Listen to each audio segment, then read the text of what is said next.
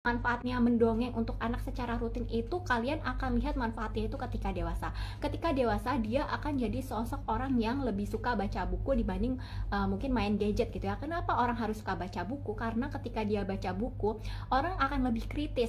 Jadi ketika misalnya dia mau ditipu sama orang, dia lebih kritis. Orang yang suka baca buku biasanya gitu.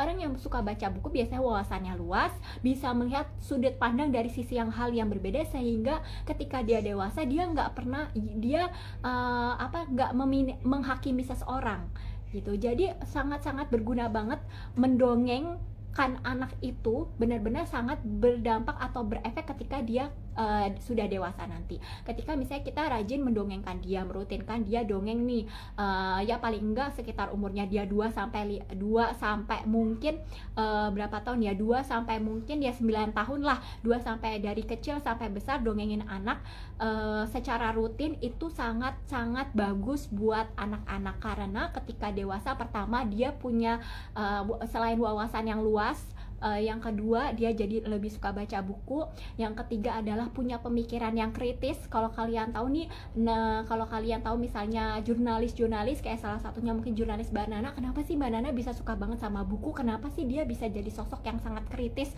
terhadap isu-isu sosial kemasyarakatan? Ya karena dia suka baca buku. Nah, baca buku ini caranya adalah menumbuhkan minat baca pada anak adalah dengan kita mendongengkan dulu kepada anak. Jadi kita dongengin secara rutin dari usia 2 tahun. Saya sarankan dari usia 2 tahun sampai mungkin 9 tahunan dongengin anak ya. Jadi dulu mama saya tuh suka banget yang namanya mendongengkan saya gitu. Mendongengkannya macam-macam, bukan hanya mengenai dari Hans Christian Andersen, dari Disney yang mungkin Cinderella, Ariel, The Little Mermaid, sampai kemudian bahkan mama saya mendongengkan saya itu sejarah-sejarah dari zaman Bung Karno, Soeharto, kebijakan-kebijakan sama Soeharto, Gus Dur, sampai kemudian zaman SBY dia dongengin ke saya. Jadi mungkin kalau misalnya kalian lihat saya misalnya yang jurnalis kok bisa ngomongnya gak berhenti ya, mungkin karena pengaruh dongeng orang tua saya zaman dulu gitu, mendongengkan saya dengan rutin gitu zaman dulu. Nah, Nikita Willy juga melakukan hal itu. Jadi yang ketiga itu pengaruh dongeng yang baik itu yang pertama menumbuhkan wawasan pada anak, menumbuhkan minat baca pada anak, menumbuhkan rasa kritis pada anak, sehingga kalau dia mengalami penipuan dia lebih kritis dan dia lebih empatinya lebih besar. Karena biasanya orang-orang yang wawasannya luas, dia bisa melihat dunia ini dari segala sisi. Oh, dunia ini nggak melulu hanya dengan orang kaya aja, ada orang-orang di sana yang butuh bantuan, ada orang-orang di sana yang tidak berkecukupan gitu. Memperluas jangkauan sudut pandang anak.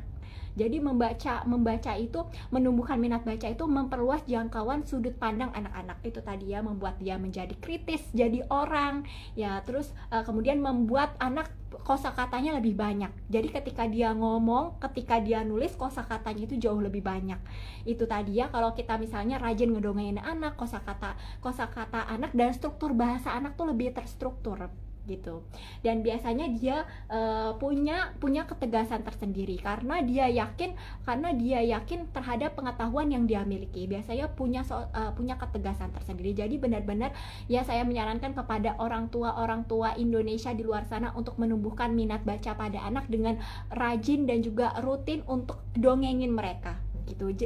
Rajin dan rutin untuk mendongengin mereka. Dan manfaat dongeng ini atau minat baca ini juga bisa berimplikasi ke hal yang lebih besar, yakni untuk pembangunan negara. Bahkan